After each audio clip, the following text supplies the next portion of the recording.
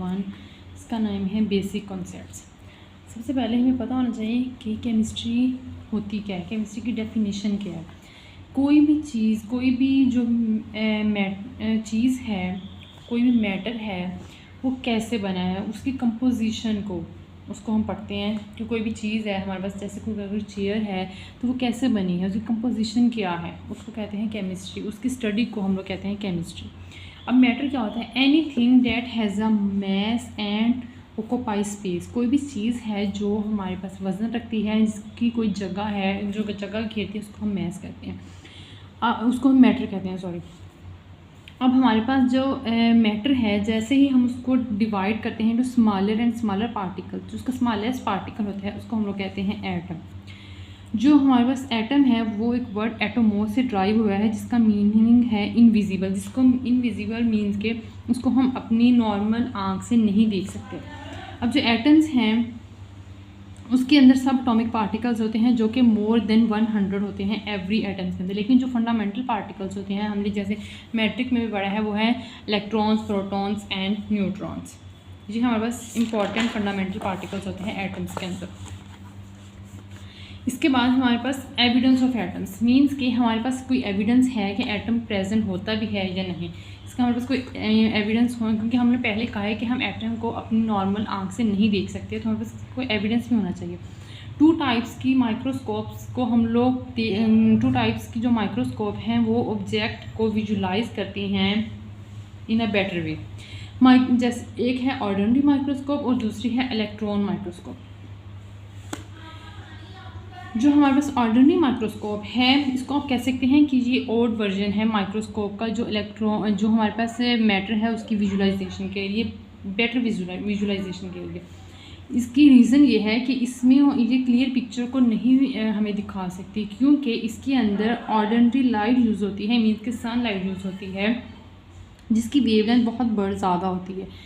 इस वजह से वो हमें हमारा कोई भी ऑब्जेक्ट है उसकी क्लियर पिक्चर को नहीं दिखा सकती।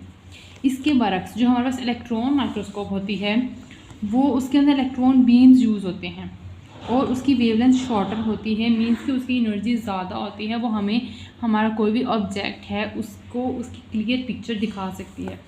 जो ऑर्डिनरी माइक्रोस्कोप होती है, अगर हमारे पास हमारे ऑब्जेक्ट की जो लेंथ है या जो उसका डायमीटर है वो 500 नैनोमीटर से अबव होगा, तो ही हमें ये ऑर्डिनरी माइक्रोस्कोप हम लोग उस ऑब्जेक्ट को देखने के लिए यूज़ कर सकते हैं। लेकिन अगर उसका डायमीटर 500 नैनोमीटर से कम है तो हम लोग ऑर्डिनरी को नहीं यूज़ कर सकते, हम लोग वहाँ पे इलेक्ट्रॉन माइक्रोस्कोप को यूज़ करेंगे। जो 1 नैनोमीटर होता है 10⁻⁹ मीटर के। हम लोग ये कह सकते हैं कि जो ऑर्डिनरी माइक्रोस्कोप है, जैसे ओल्ड कैमराज होते थे कुछ, मीन्स के वो हमारी पिक्चर्स तो वो देते थे, लेकिन उसको हम लोग क्लियरली नहीं देख सकते थे। तो लेकिन अब जो न्यू वर्जन के कैमराज हैं उनमें हम लोग अगर कोई ट्रेन चल भी रही है तो उसकी भी अगर हमें पिक्चर लेनी है तो वो हमें बहुत क्लियर पिक्चर उसकी दे देंगे उस ट्रेन की। तो ये फ़र्क है दोनों में। उसके बाद हमारे पास आता है एक्सरे एनालिसिस। जो हमारे पास एक्सरे एनालिसिस होता है वो होता है कि हमने एटम को आइडेंटिफाई करना है, उसकी प्रॉपर्टीज़ की आइडेंटिफिकेशन की, क्योंकि हर जो भी एटम है उसकी हर एटम की स्पेसिफिक प्रॉपर्टीज़ हैं।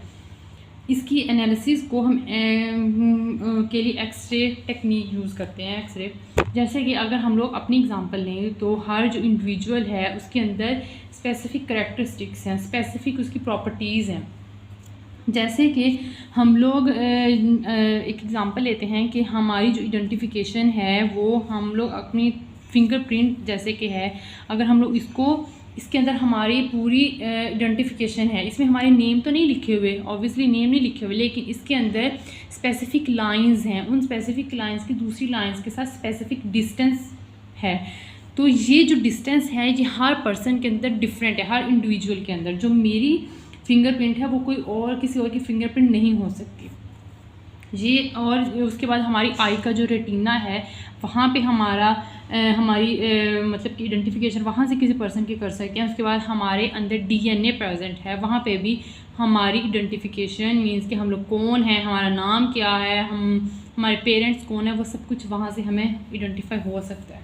जैसे कि पेरेंट टेस्टिंग के लिए यूज़ होती हैं जो टेक्निक्स, वैसे ही हम लोग जो हमारे पास एटम है उसकी प्रॉपर्टीज़ को आइडेंटिफाई करने के लिए हम लोग एक्स-रे एनालिसिस यूज़ करते हैं। मीन्स कि कौन सा एटम है, उसकी क्या प्रॉपर्टीज़ हैं, और हर एटम की प्रॉपर्टी दूसरे एटम से डिफरेंट होगी।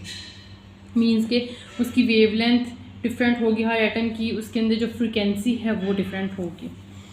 उसके बाद हमारे पास आता है डायामीटर ऑफ एटम। जो डायामीटर होता है वो एटम का होता है 0.2 नैनोमीटर, और जो रेडियस होता है, रेडियस हमेशा डायामीटर का हाफ होता है। मींस कि हमारे पास जैसे कि दो एटम प्रेजेंट हैं हाइड्रोजन के, यहाँ से लेकर और यहाँ से लेकर इसके इतना जो है ये हमारे पास रेडियस है, और इसका जो पूरा लेंगे तो वो डायामीटर हो जाएगा। तो एक हाइड्रोजन यहाँ पे, एक हाइड्रोजन, इन दोनों का हम लोगों ने जूम करके रेडियस ले लिया। तो रेडियस हमेशा डायामीटर का हाफ होता है। डायामीटर को हम 2 पे डिवाइड करेंगे तो वो उस एटम का रेडियस आ जाएगा। उसके बाद हमारे पास आता है मैस ऑफ एटम। हमारे पास जो एक एटम का मैस होता है वो उसकी रेंज होती है 10⁻⁻25 to 10⁻27 किलोग्राम। लेकिन जो हम लोग मैस ऑफ एटम को AMU एटॉमिक मैस यूनिट में हम लोग इसको लिखते हैं, तो 1 AMU इक्वल होता है 1.661 × 10⁻27 kg। ये किलोग्राम में है। अगर हम लोग इसको ग्राम में लें तो वो होगा 1.661 × 10⁻24 ग्राम्स। और अगर हम लोग इसको नैनो में लें, मिली में, तो इससे भी कम आ जाएगा, -21, उसका माइनस उसमें कम आता जाएगा। तो आप लोग इससे अंदाज़ा लगा सकते हैं कि जो एक एटम है वो कितना स्मॉलेस्ट पार्टिकल है। मींस कि अगर हम लोग यहाँ पे एक छोटा सा डॉट भी लगा रहे हैं तो इसमें भी बिलियंस ऑफ एटम्स होंगे। मींस के 1.661 × 10⁻27 है, माइनस में जा रहा है। तो आप लोग इस बात से अंदाज़ा लगा सकते हैं कि हम लोग एक एटम को अपनी नॉर्मल आई से नहीं देख सकते। उसकी कोई भी ऑब्जेक्ट है, उसके जो एटम्स हैं उनकी विजुलाइजेशन के लिए हमें इलेक्ट्रॉन माइक्रोस्कोप यूज़ करनी पड़ती है for better visualisation. This is all about of my topic and thank you.